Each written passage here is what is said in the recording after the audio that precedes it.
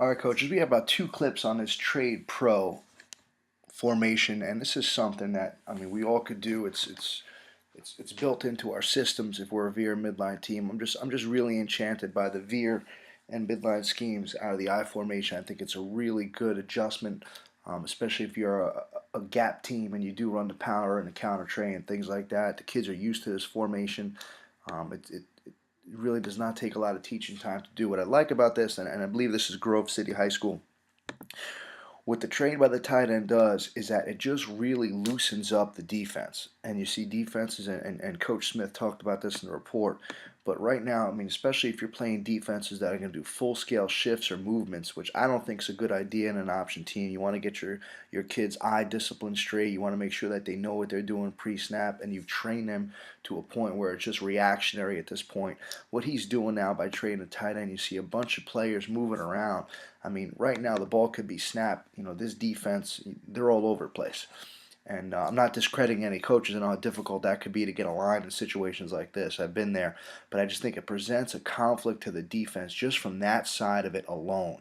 So now once he gets set, now you have a situation where if you're going to run veer weak away from the tight end, you have a defensive end that's maybe not used to tackling the fullback.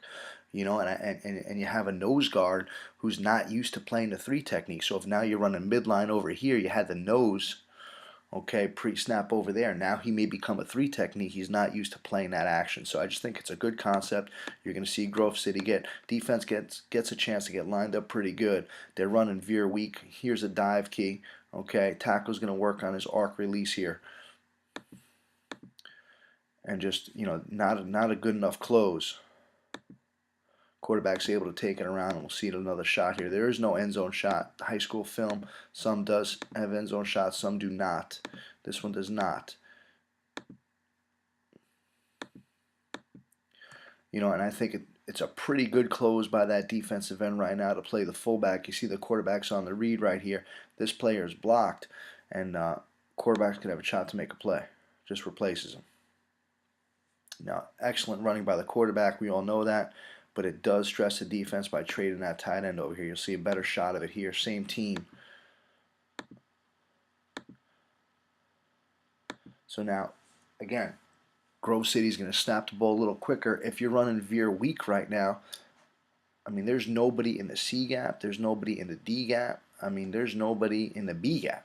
You have an advantage here. And I know this is just one circumstance, one isolated situation, but when you get people moving like that, it's always going to help you. So what they're doing is they're running veer weak right now. Okay, the tackle's going to work inside veer, weak. Tackle's going to work to seal off the backer. Right now the quarterback just has to take it around the end.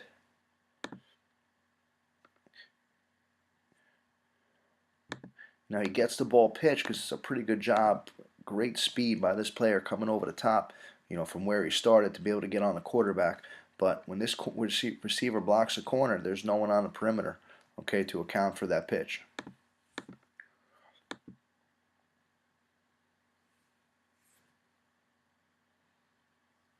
So, I'll just give you an example of that trade. I think it's just a really good concept.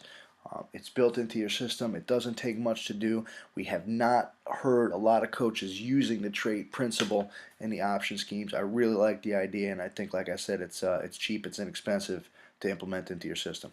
Coaches, thanks for logging on once again.